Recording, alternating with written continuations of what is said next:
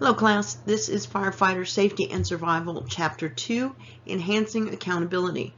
This chapter discusses the importance of personal and organizational accountability, ways to improve personal accountability, the effects of accountability on health and safety within fire and emergency services, and the use of NFPA 1500 standard to improve accountability.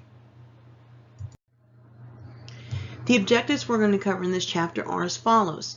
We will define personal and organizational accountability and list their advantages, discuss ways that accountability can affect health and safety within fire and emergency services, explain the process of using NFPA 1500 to improve the accountability related to the health and safety of an organization. We will discuss implementing the combination of accountability and no-fault management, and discuss the need to create health and safety parameters for organizational accountability overall. What makes one fire department better than the other? Words like leadership and accountability are often used to describe this difference. Lack of accountability is one of the biggest complaints of employees in any profession, and firefighting is certainly no exception. What is accountability, and why is it so hard to find? Many times the words accountability and responsibility are used interchangeably, but they are quite different words. Responsibility is assigned to you by a superior, which makes you accountable. You could be accountable for or accountable to your superior, your subordinates, the general public, and of course yourself. A person who's truly accountable for his or her decisions explains to members that his or her decision was the best option at the time, shows leadership by creating a team approach, asks for the firefighters' suggestions and assistance, offers to do whatever he or she can to provide the resources they need. Accountability leads to a succession of accountability. For example, the fire chief explains that they are not replacing the engine, so the officers, firefighters, and maintenance crew are responsible for keeping the current engine in working order. The succession of accountability travels up the chain of command as well. For example, President Truman famously said, "The buck stops here." He accepted that he was at the top of that chain of accountability, but he depended on everyone else's individual accountability for that buck to even get to him. But that was his way of saying that he wasn't above anybody else. He accepted the ultimate responsibility. Let's talk about the concept of blame. Blame provides excuses, defaults faults or weaknesses, or deflects faults or weaknesses, boosts egos, and makes people feel better about making a mistake or having poor performance. In other words, they're a victim of circumstance. It was everybody else's fault. At some point, you have to have personal accountability as well and ask yourself and accept, what was my role in whatever it was that occurred, minor or major, and learn from that and grow from it. It's not, people are not going to put you in jail because you made a mistake, for crying out loud, on the job. But the idea is that we all learn and grow from it, and maybe it's a functional problem that no one was aware of, and you unfortunately stepped into it, but hey, it's a problem, we've identified it, now let's move forward. So assigning blame does no one any good, and certainly does you as an individual firefighter no good at all. One interesting aspect of the victim syndrome is specific to emergency services. When call volume drops, so does morale. Why? Because we don't have anything to do. But the truth is, we all know that there's always something to study or something to do in the fire service. But inevitably, when call volume drops, so does morale. Sometimes firefighters feed off of each other negatively in slow times. Whatever the situation, they paint the picture of being constantly victimized by their coworkers, their shift captain, or the chief. And then during an emergency, responders automatically identify and help a victim. Because the victim role has already been filled, the emergency responder takes the role of hero. Victims receive attention, but heroes get more.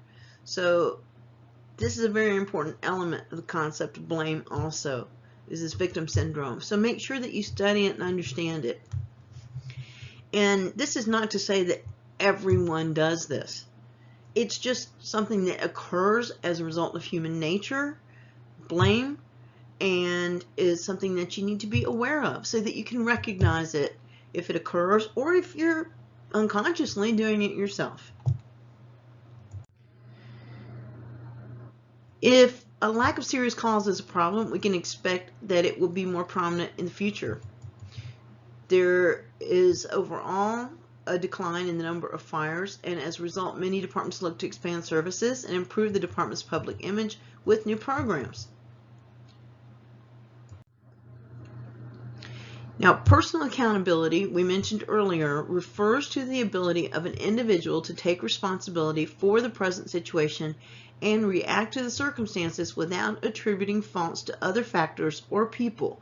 The ability to account for all of your results, and this is what I talked about a couple of minutes ago. The word ability infers the art of personal accountability is something that is learned. The act of not answering with an excuse is an ability that can be learned and is a vital step in becoming accountable. If you've got military experience, or you know anyone who does, or you've ever been exposed to it at all, you'll know that, for instance, the Navy, chief petty officers, they don't want to hear excuses. They don't want to hear anything. They don't want to hear who did what to who. They don't want to hear any of that. The only person they're looking at one particular moment might be you. And you need to be willing to take that accountability and not throw up excuses, whether you're in the right or wrong. And that's just how that system operates. To a degree, that needs to come into play in the firefighting as well, because this is just as much of a discipline as the military is.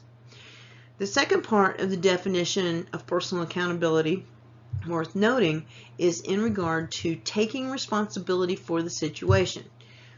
First, ask for clarification. Make sure you ask the correct person. Taking responsibility consists of an apology, an explanation of misunderstanding the orders, and an honest promise to learn from the event. And then make the effort. If you're going to make that honest promise, then demonstrate it. Absolutely demonstrate it. Because otherwise the perception is that you're just providing lip service. A post-incident critique, or after-action review, or AAR as it is also known, at the fire station should be used to explain all the reasons for your actions without blaming anyone. In other words, it should just state the facts. Examples of personal accountability, both good and bad, are found every day in professional sports, for example. Firefighters, however, are not subjected to this level of public scrutiny. An example of a sports figure that we're talking, An example of a sports figure taking personal accountability is the story of Cal Ripken Jr. Just take a look at him and his history with the Orioles, how he got into the Hall of Fame, etc., and what he admitted to. I won't go into detail here, but it is a great example of someone who stepped up and took personal accountability and not only responsibility, but held themselves accountable for the responsibilities that they failed with. People in leadership positions have an even greater need for accountability. As people work their way up in an organization, the hard work and accountability to get there has been replaced by an entitlement once they arrive. Senator John Ensign blamed power and prestige for his scandalous actions. As a result, emergency workers must realize that although personal accountability is a tough skill to master, promotions will only make it tougher to maintain. In other words, you get the promotion. You become a lieutenant, for instance.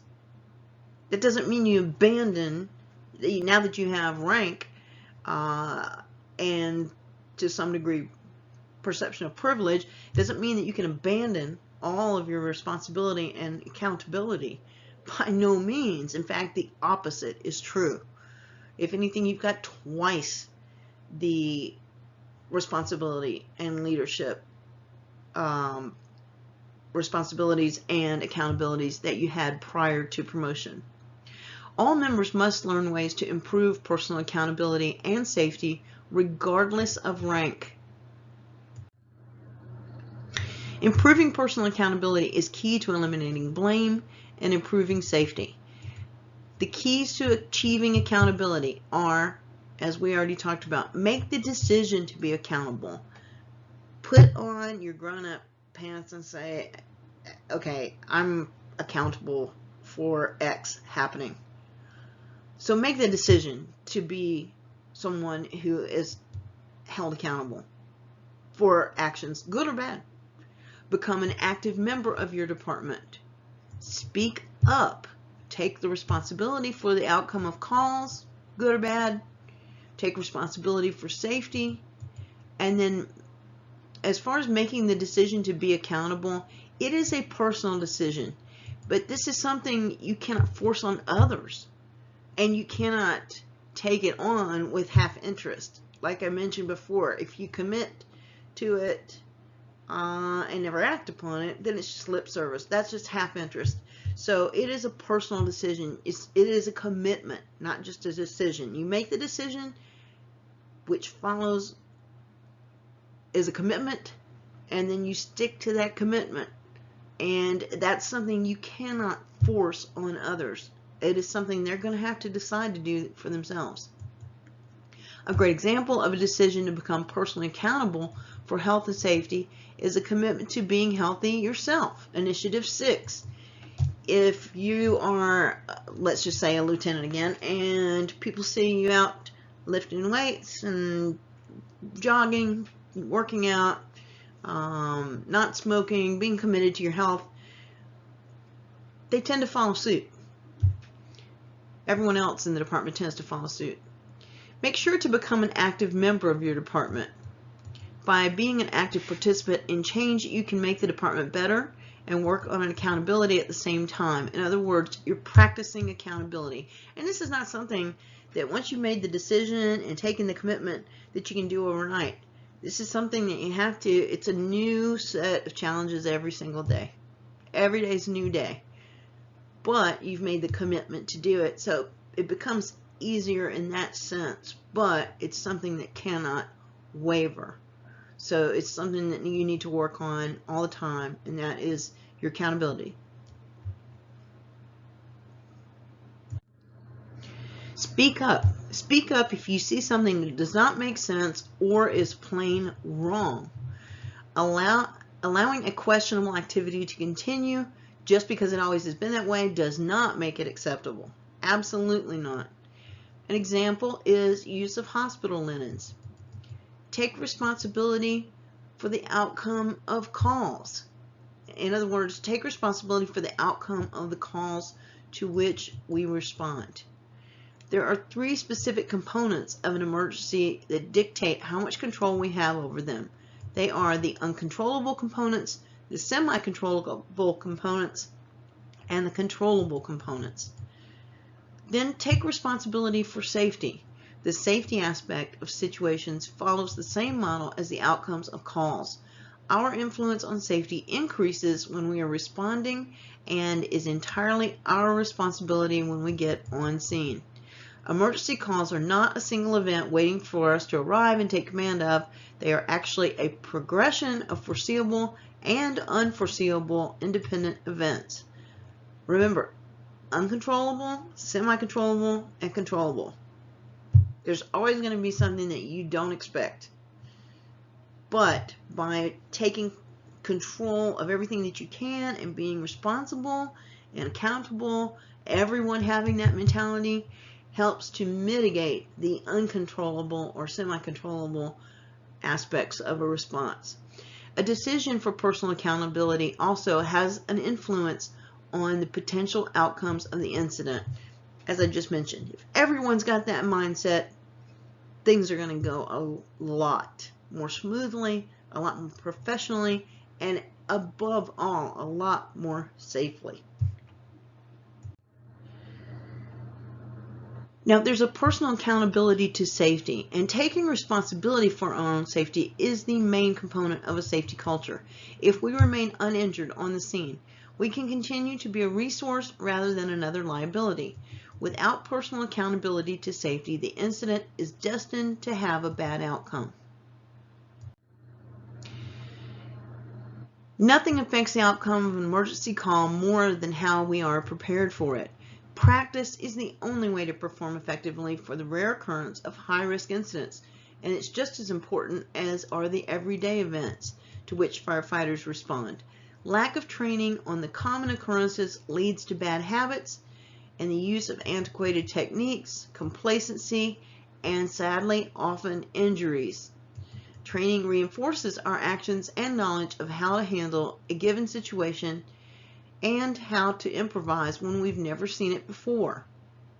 What do you always fall back on when the heat really hits? You fall back on training. That's what happens in every disciplined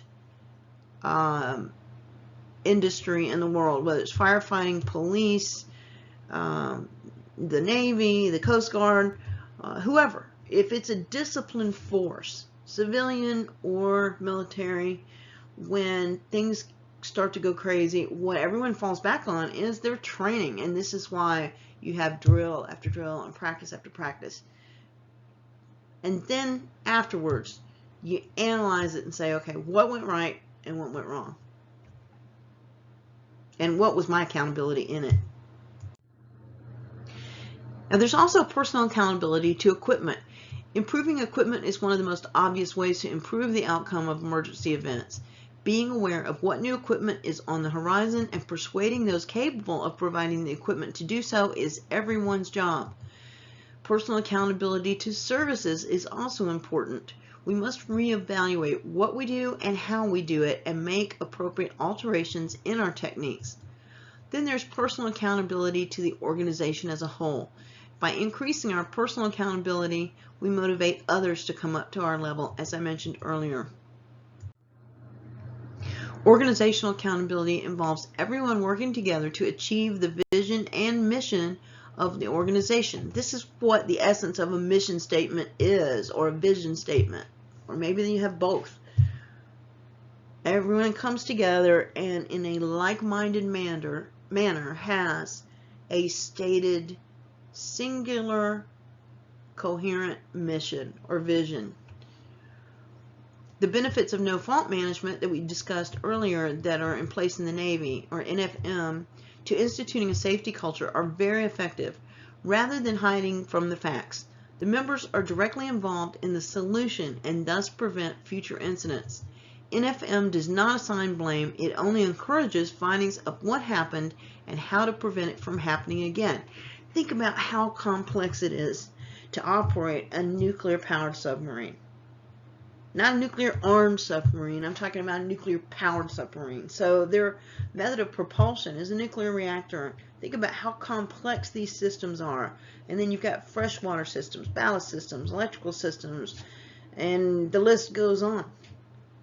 Every single person on that boat has a very serious set of responsibilities and is going to be held accountability for those, because the safety of the entire crew depends on every single person there.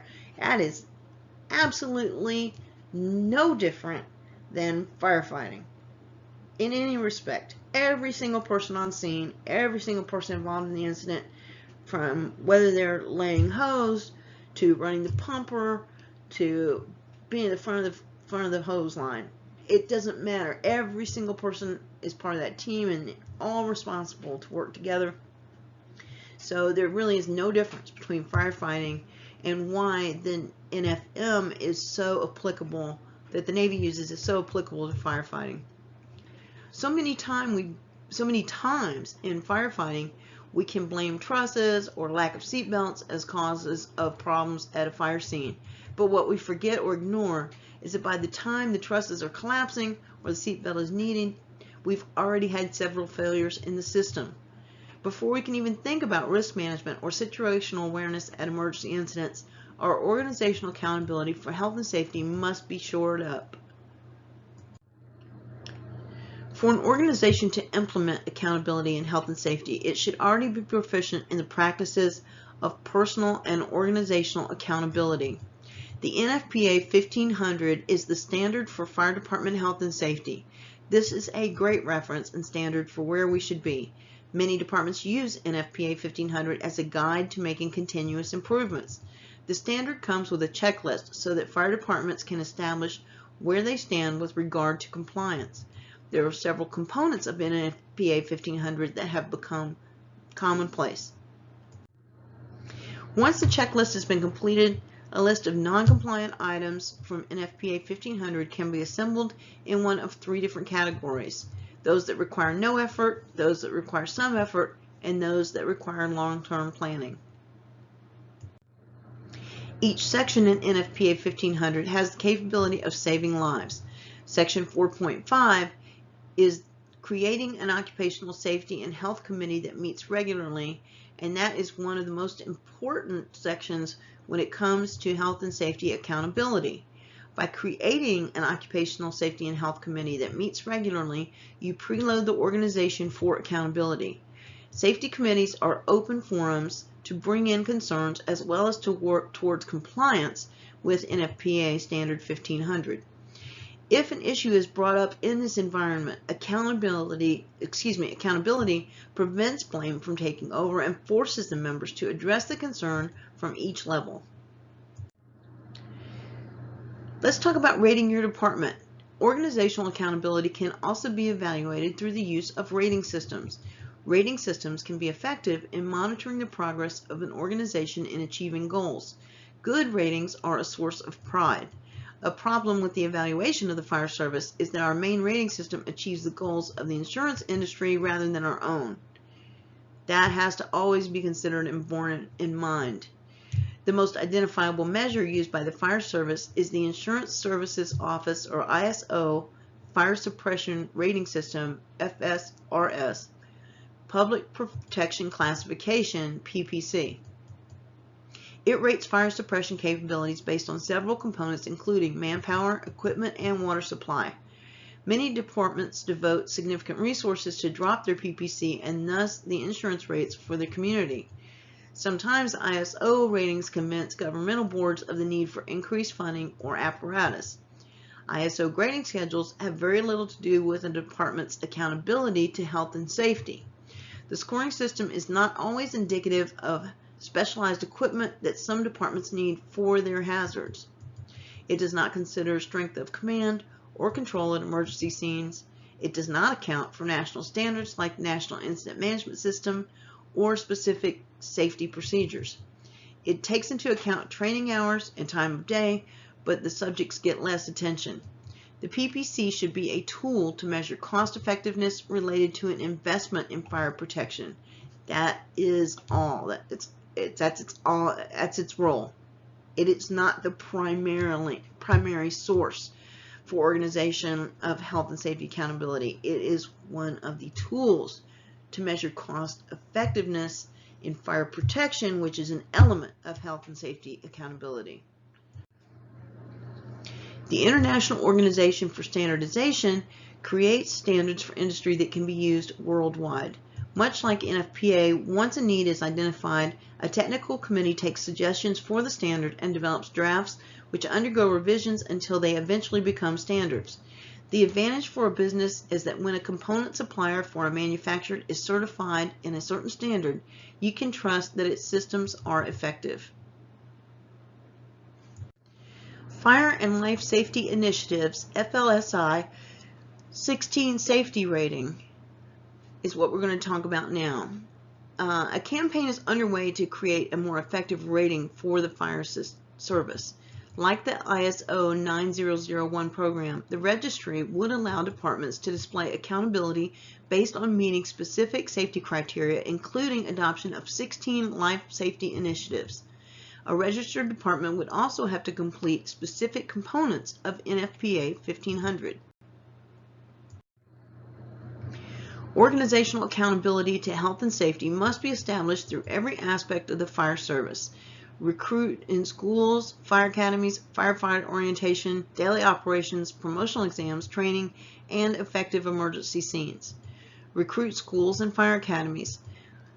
Textbooks must be written from a safety culture's viewpoint. Rookies should learn how to address safety concerns. That's Initiative 4. Instructors should be trained to the technician level. Firefighter orientation is important. Once a firefighter completes basic training, safety should be continued through orientation and probationary periods. There's a commitment to safety that should be present in evaluations. Physical training and healthy lifestyles should also be part of the firefighter's orientation. And daily operations are important. Safety culture must be adopted by firefighters or volunteer firefighters. Safety should also be a normal part of all daily operations, and daily physical activity should be encouraged. With regard to promotional exams, exams must include reading material and testing situations involving safety information, as well as scenarios to ensure that the leaders of the organization understand the importance of safety systems. With training, drills must follow the same safety culture aspects.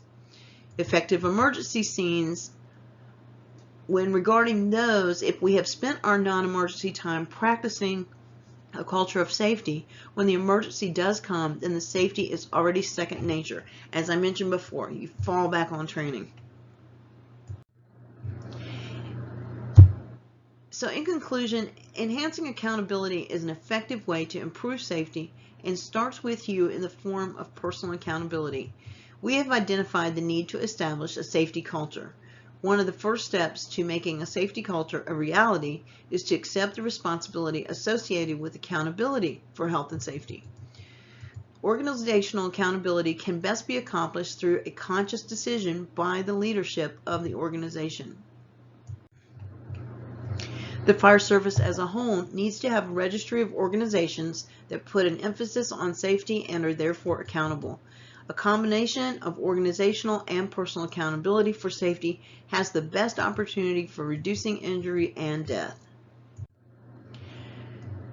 Now we're going to summarize everything we talked about in this chapter. And we started at the beginning of the chapter talking about the fact that although used synonymously, responsibility and accountability are two different words that have two different meanings. Responsibility is something that is assigned to you, thus making you accountable for completing it. Personal accountability is both a trait and a personal choice to be held to a certain standard. Similarly, organizational accountability is the ability for an agency to reflect a specific standard. Blame is a way to circumvent personal accountability. Rather than accept the responsibility for your part in failure, blame pushes it over to someone else. Emergency responders are familiar with responding to emergencies and are trained and prepared to help victims. Victim syndrome can occur during periods of inactivity when responders are forced to spend their time working on other projects such as fire inspections or hydrant flow testing. It is important to keep morale high during these periods. Make sure you review about victim syndrome. Specialty shops are a great way to keep busy, improve the department, and even save money. Personal accountability is a skill that can be learned, allowing an individual to remain accountable for the present situation rather than place blame on someone else. We also talked about the fact that there are several ways to improve your personal accountability, including a conscious decision to remain accountable, become an active member in your fire department, speaking up, taking responsibility for the outcome of emergency calls, and taking responsibility for safety.